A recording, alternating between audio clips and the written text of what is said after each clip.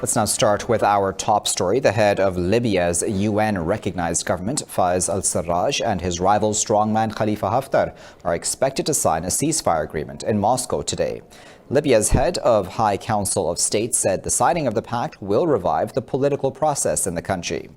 Khalid al-Mechri said he will accompany Sarraj to Moscow, while Parliament Speaker Aguila Salah will travel with Haftar.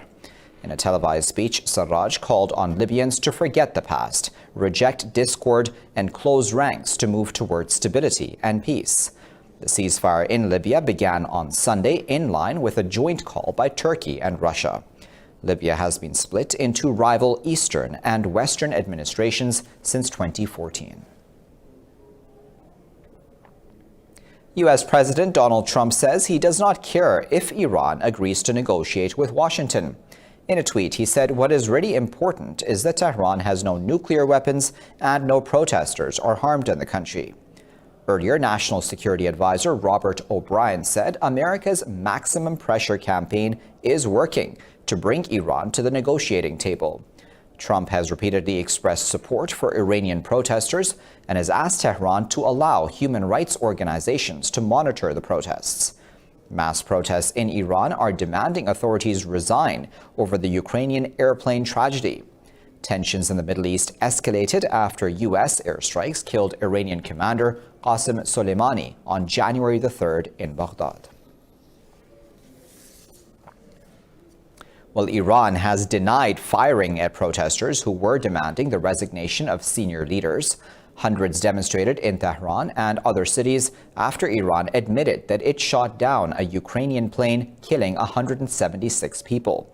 In a statement, Tehran's police chief Hossein Rahimi said officers did not shoot any protesters.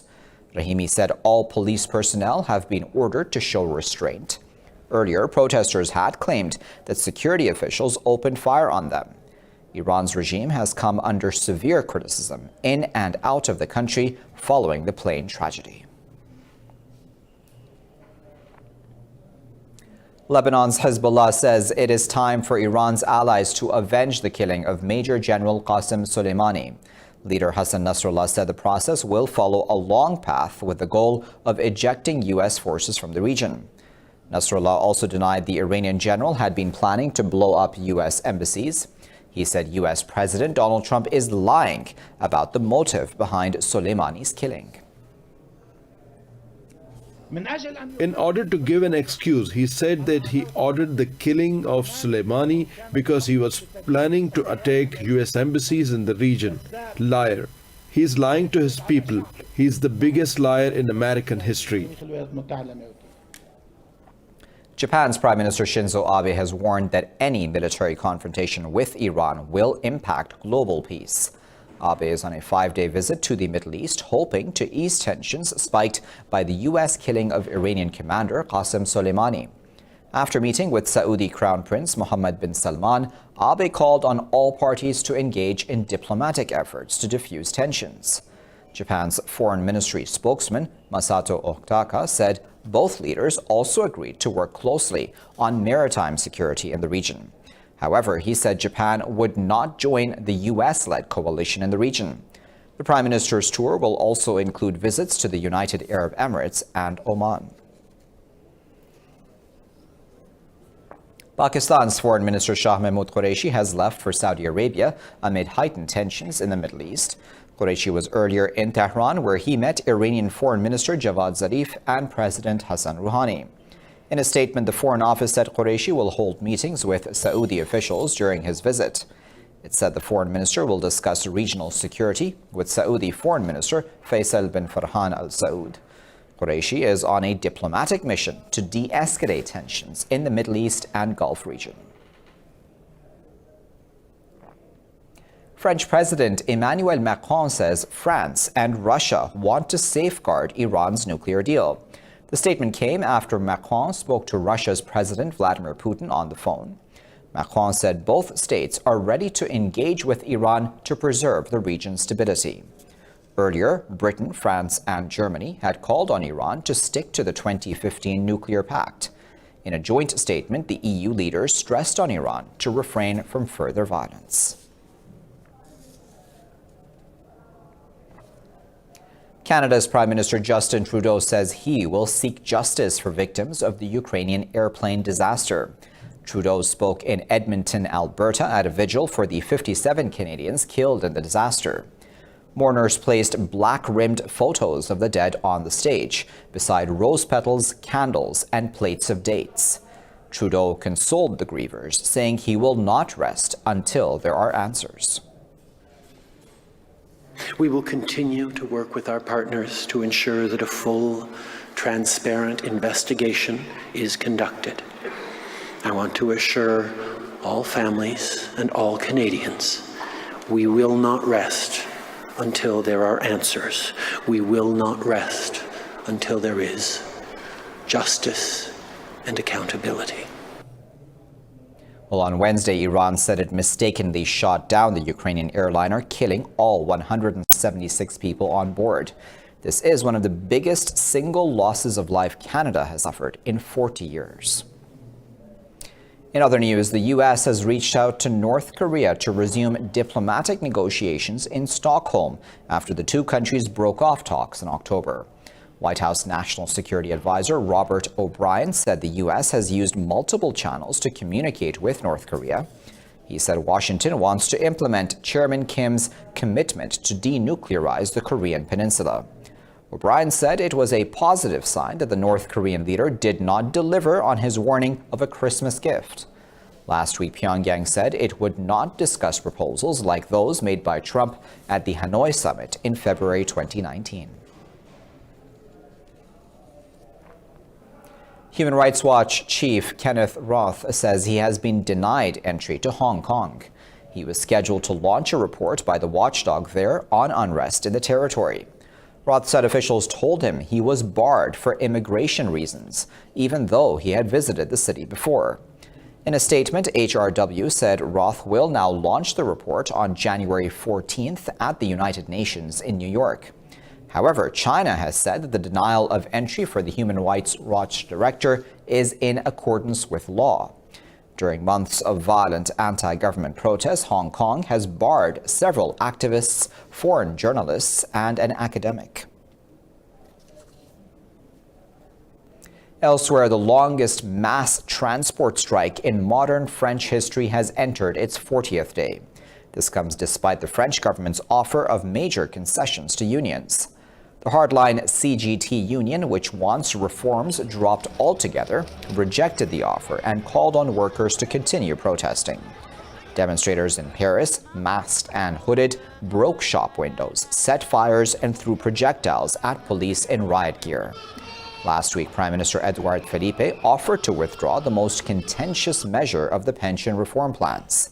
Philippe aims to present the reform bill on January 24th so that it can be discussed in Parliament starting in mid-February. In India, the all-women's sit-in against the controversial citizenship law in the capital, New Delhi, has completed 1 month. Demonstrators have refused to leave Shaheen Bagh until the government withdraws the new act. Indian Congress leader Shashi Tharoor addressed the sit-in, saying the women's resistance is legendary. Meanwhile, BJP leader Dilip Ghosh said protesters should be shot directly for damaging public property. In another incident, Indian police arrested 80 protesters for waving black flags at Home Minister Amit Shah in Madhya Pradesh. 27 people have been killed in countrywide protests against the Citizenship Act, considered discriminatory to Muslim minorities.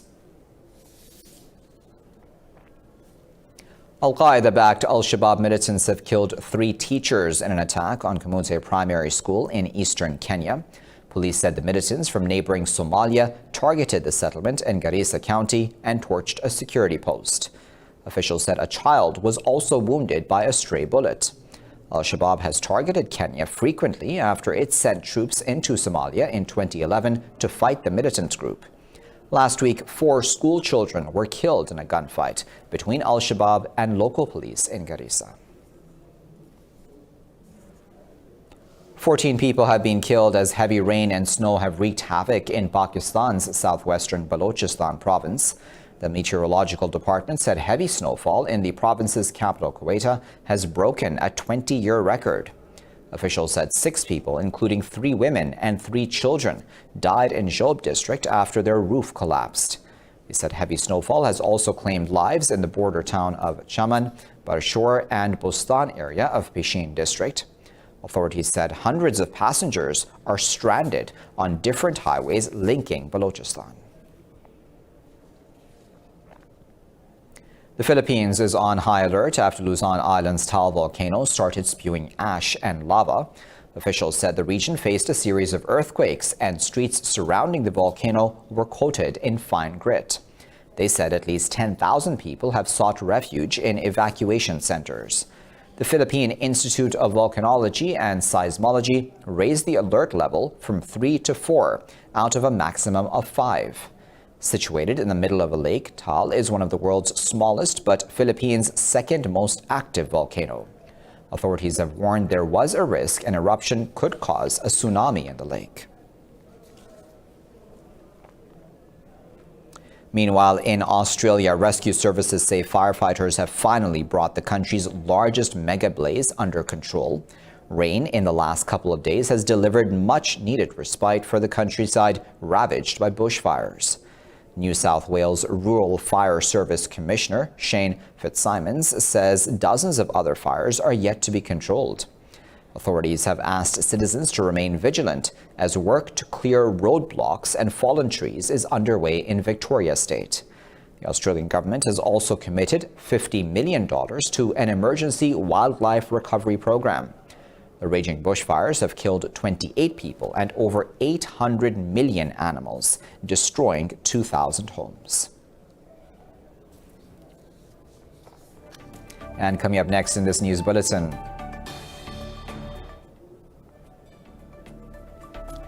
Germany's Helgoland Island has become a nursery for North Sea seals.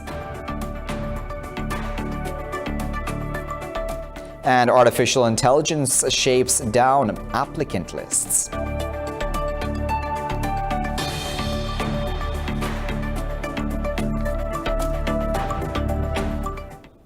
Let's begin this segment in the UK, where Queen Elizabeth has summoned senior royals in Sandringham today to discuss the future roles of the Duke and Duchess of Sussex. Prince Harry, as well as the Duke of Cambridge and the Prince of Wales, are set to attend. Meghan Markle is expected to join the discussion over phone from Canada. The meeting will be the first time the monarch will speak face-to-face with Prince Harry since the couple's announcement. The Sussexes said they plan to step back as senior members of the royal family. The royal couple said they made the decision after months of reflection and internal discussions. On to Germany, where the historic island of Helgoland that was once used as a practice bombing site for British airmen after World War II has now turned into a nursery for North Sea seals, attracting a number of tourists and photographers. Around 1,000 of the animals flock to this archipelago in the North Sea for the birthing season between November and January. But it's the newborn seal pups who are the true stars of the show. They are so close, so alive. I often see them on television, but it's even more exciting here. For safety, tourists and photographers are asked to stay 30 metres away from the animals, who can weigh up to 300 kilos when they reach adulthood and have been known to bite if they feel threatened. Keeping an eye on both the seals and their observers are volunteers from the Jordsand Association and 2 rangers employed by Heligoland's Town Hall. Sometimes tourists forget their limits and get too close. This has negative consequences in the summer because the seals get used to people. They'll want to play in the water and they can injure swimmers. To keep excited tourists from getting too close, especially during birthing season, wooden boardwalks have been created.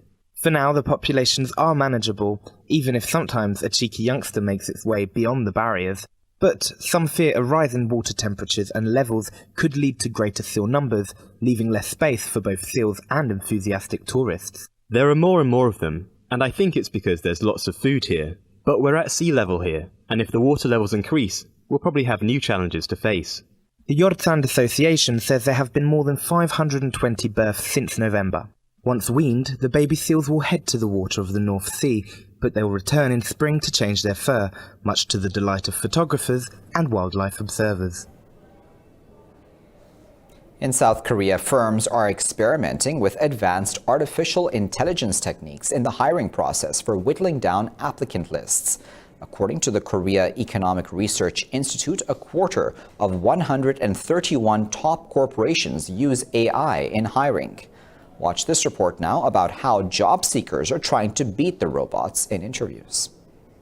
안녕하세요. 만나서 반갑습니다. Sitting in front of a computer and speaking into a microphone, 22-year-old student Kim Seok-woo is practicing for a job interview. It's not a person he's speaking to, but an artificial intelligence computer. With less than 2 minutes to answer before his verbal and facial expressions get analyzed, Kim is visibly nervous and fidgeting. 제가 선생님 자기 없는 역량도 When you prepare for a job interview, people know how to get a high score or make themselves seem positive. You can't really do that for AI interviews.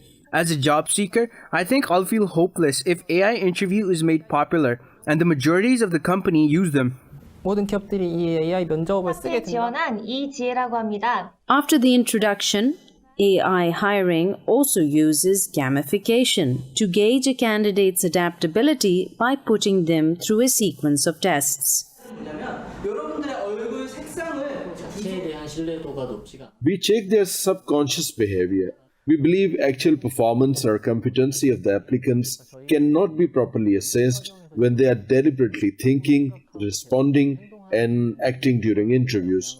We want to see how the applicants subconsciously react and deal with situations. 어떤 반응을 보이는지에 따라서 Job seekers are displeased with the step, calling it an additional hurdle in their career path.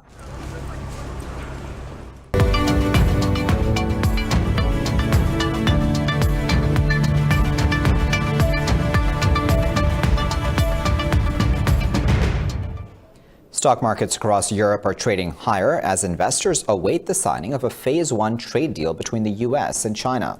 Investors are pushing fresh rally as technology stocks rose on a clutch of price target bumps.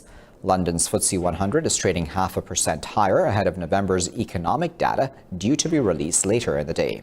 Frankfurt's DAX has gained a fraction as index heavyweight Siemens AG stocks surged fractionally. CAC 40 in Paris is also trading fractionally higher.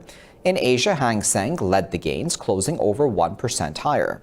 Tech stocks led the gains as Lenovo stocks surged nearly 3%, while gaming company Razer shares shot up almost 10%. The Shanghai Composite gained 0.75%, closing at a near 2-year high, as investors are looking forward to economic data due this week.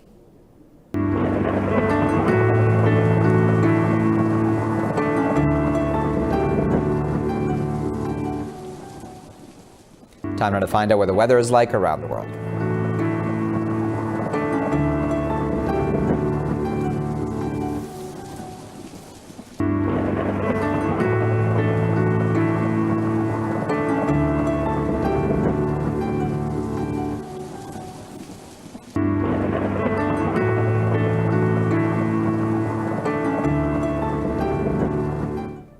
And with that, you're all caught up. Thank you for watching this bulletin here on Indus.